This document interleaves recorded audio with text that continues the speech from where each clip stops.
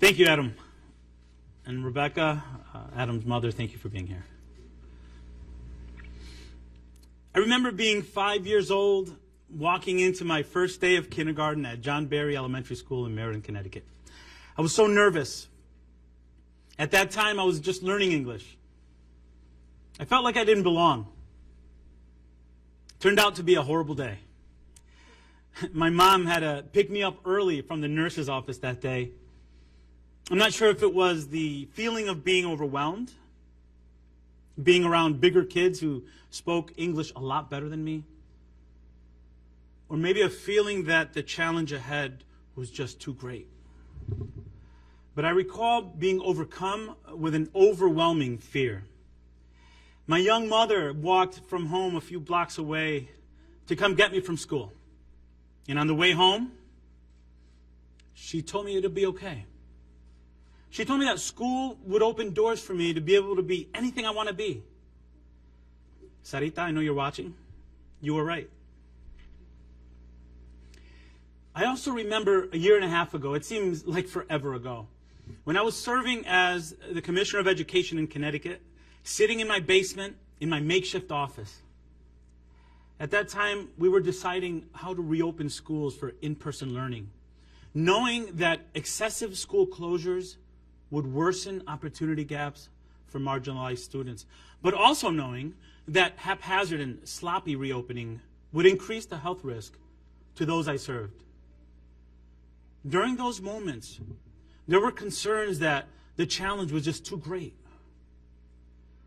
Like my first day of school, it also seemed impossible. An overwhelming fear made many people nervous about reopening. Yet, remarkably, we did. And today, just over 1 year into President Biden's term, we know what to do.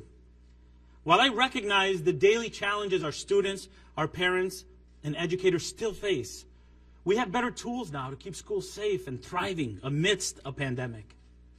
And while we must stay cognizant and supportive of the challenges our heroic educators face daily to keep our schools open today, we must also simultaneously meet this moment in our country's history. A moment to reimagine education to our shared ideals, one where all children can succeed. Like my first day of school or working to reopen schools over the last 2 years, we have a daunting and important task ahead of us. One that we are prepared to tackle head on at the Department of Education. We must level up our entire system of education from pre-kindergarten through adult education in this country. And this is our moment.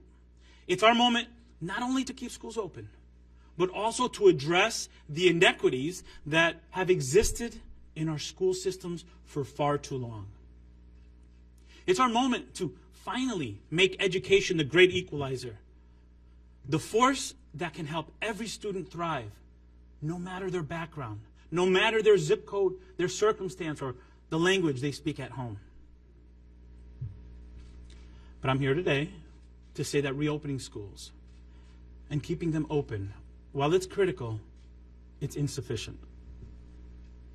Our hardest and most important work lies ahead. It'll be what we're judged against. And I want to be very, very clear. As educators and leaders, we're either closing educational opportunity gaps or making them worse with the decisions we're going to make in the next coming months and years. Our students' success is at stake. Not just the students we serve today, but also those who have yet to be born. Our country's strength is at stake. Our status in the world is at stake. Our task is not only to improve our education system from where it was before the pandemic, but also to take bolder action to elevate it, to lead the world. How we do this together is what I want to focus on today. And I'd like to take some time to outline my vision as your Secretary of Education for moving forward together. We must push with the same urgency as our president did in getting this country back open. There are a few actions that I believe are among the most important.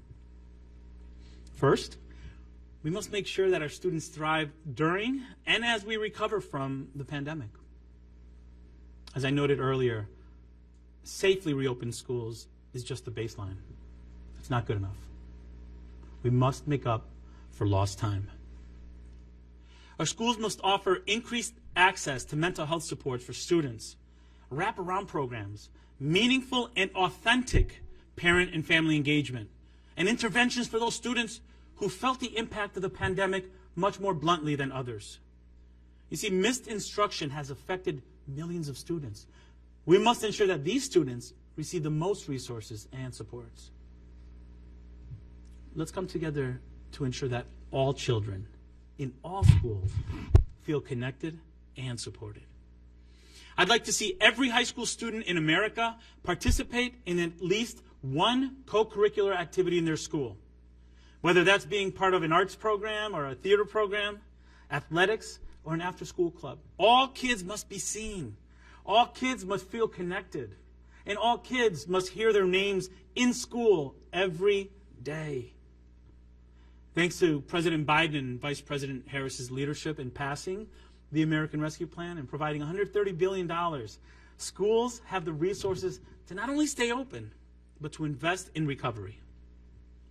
We moved with urgency, and I'm proud to say that 100% of the funds are now in the state's hands for use to support our students, our families, and our educators. Across the country, cities and rural communities alike can use these unprecedented resources to invest today in strategies we know work to help our kids catch up and succeed. Strategies like targeted, intensive tutoring, after-school programming, summer program to meet the needs of our students and the demands of our economy. Across our country, entire communities, including parents, educators, and students themselves, they should be brainstorming together about how these resources can be deployed to help the schools do this important work. And I'd like to challenge all of our district leaders to set a goal of giving every child that fell behind during the pandemic at least 30 minutes per day, 3 times a week, with a well-trained tutor who is providing that child with consistent, intensive support. We cannot expect classroom teachers to do it all. Districts have the American Rescue Plan funds available to them today to invest in these efforts. Our schools must also embed mental health supports into their day-to-day operations in new and innovative ways.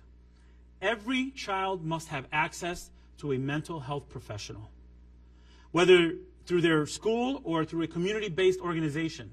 And districts should use American Rescue Plan funds now to hire these critical staff and create more partnerships.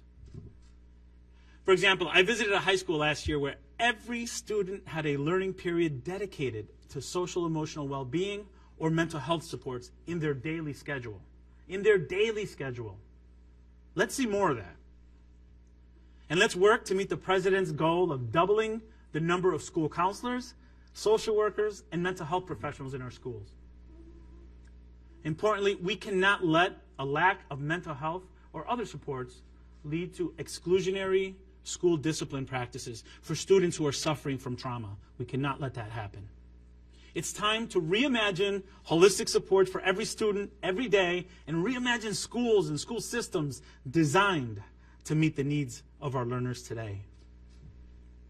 Next, to improve and elevate our education system, we must unapologetically address opportunity and achievement gaps that are pervasive in our country. This means acknowledging that many of the students who have been underserved during the pandemic are the same students who have had to deal with barriers to high-quality education since well before COVID-19. We can't lose this moment, this chance for a reset in education, by going back to the same pre-pandemic strategies that didn't address inequities for Latinos, for Black, for Native students, for students from low-income backgrounds or students from rural communities, for students with disabilities or students experiencing homelessness, or for English learners. Instead, let's do what America does best. Let's turn crisis into opportunity. It means increasing funding for Title I schools, those serving communities most in need, and in many cases, those who are hardest hit by the pandemic. It means increasing funding for the Individuals with Disabilities Education Act, so that every eligible child with a disability can access a free